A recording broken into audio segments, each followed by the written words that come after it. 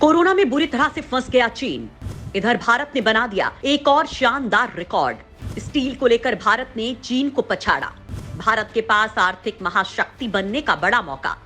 दोस्तों, इस वक्त भारत एक ओर जहां आर्थिक रूप से आगे बढ़ रहा है, तो वहीं दूसरी ओर दुनिया की फैक्ट्री कहे जाने वाले चीन से ये तमगा छिनने वाला है। क्योंकि चीन जिस कोरोना को दुनिया को बर्बाद करने के लिए भेजा था, आज वो खुद उसी का ग्रास बन गया है और अब चीन की इकोनॉमी इतिहास का सबसे बड़ा क्रैश करने वाली है। और इधर इसके उलट चीन को भारत कई तरह से पीछे छोड़ने को तैयार है। और इसी क्रम में आज एक ऐसी खबर आई जिसने सबके होश उड़ा दिए हैं। दरअसल दोस्तों, स्टील के मामले में भारत चीन को मात देने वाला है। अब ये काम कैसे होगा, किस तरह से होगा और कब होगा, ये हम आपको आगे वीडियो में बता रहे हैं।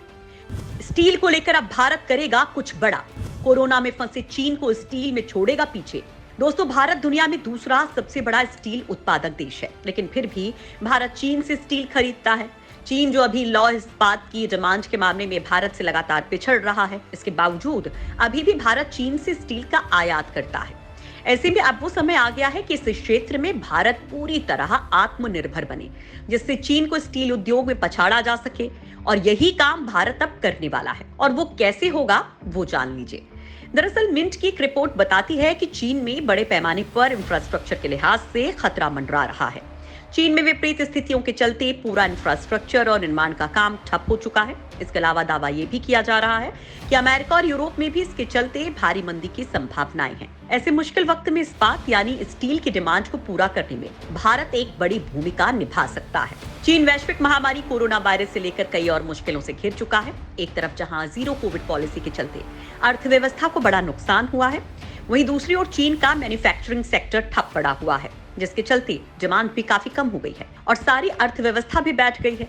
इसमें रूस यूक्रेन युद्ध से लेकर अमेरिका के साथ ट्रेड वॉर भी चीन के लिए मुसीबत बनता जा रहा है। इन सब के बीच भारत अपने लाभ को ही भुना सकता है। ध्यान देने वाली बात यह है कि भारत के लिए इंफ्रास्ट्रक्चर और मैन्युफैक्चरिंग के लिहाज से भी ये एक बेहतरीन अवसर बनने वाला है। प्रधानमंत्री नरेंद्र मोदी के नेतृत्व में भारत चीन के साथ एक विनिर्माण केंद्र के रूप में प्रतिस्पर्धा करने को तैयार है। यहाँ परिवहन से लेकर रेलवे नेटवर्क और बंदरगाहों का आधुनिकीकरण तेजी से हो रहा है और भारत के लिए ये अहम होने वाला है। भारत में स्टील की जबरदस्त डिमांड। अब उत्पादन में कुछ बड़ा करेगा भारत।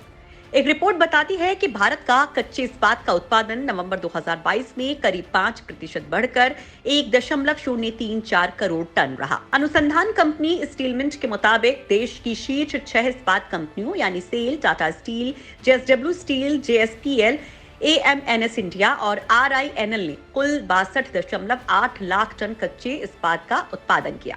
शेष 40.5 लाख टन का उत्पादन द्वितीय क्षेत्र ने किया। पिछले वित्त वर्ष के समान महीने में देश का कच्चे इस्पात का उत्पादन 98.8 लाख टन रहा था। आपको बता दें कि नवंबर 2021 में बड़े इस्पात विनिर्माताओं ने संयुक्त रूप से 60.9 लाख टन इस्पात का उत्पादन किया, जबकि द्वितीय श्रेणी के उत्पादकों ने 37.9 लाख टन का उत्पादन किया। वहीं तैयार इस्पात का उत्पादन नवंबर 2021 के 92.3 लाख टन से 3.41% बढ़कर नवंबर 2022 में 95.5 लाख टन हो गया है। आप ये सुनकर चौंक जाएंगे कि दूसरे नंबर का उत्पादक होने के बावजूद भारत देश में उत्पन्न अधिकतर स्टील की खपत नहीं कर लेता है और जरूरत मांग की अधिकता के चलते आयात तक करना पड़ता है। पिछले साल अप्रैल से अक्टूबर की मांग की तुलना में इस बार 15% की वृद्धि देखी गई।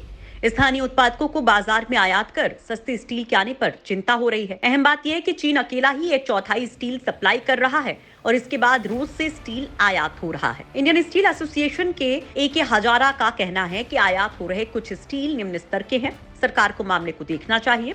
उनका कहना है कि भारत में आयात हो रहा स्टील भारतीय मानकों पर खरा उतरना चाहिए। ऐसे में ये खबरें भी आई हैं कि भारत में इंफ्रास्ट्रक्चर के लिहाज से आयात होने वाला स्टील अगर खराब होता है तो ये एक बड़ी समस्या भी हो सकती है। ऐसे में भारत को अगर स्टील उत्पादन के मुद्दे पर चीन की जगह पर वैश्विक विकल्प बनना है तो उसे पहले अपनी जरूरतों के लिए आत्मनिर्भर बनना होगा।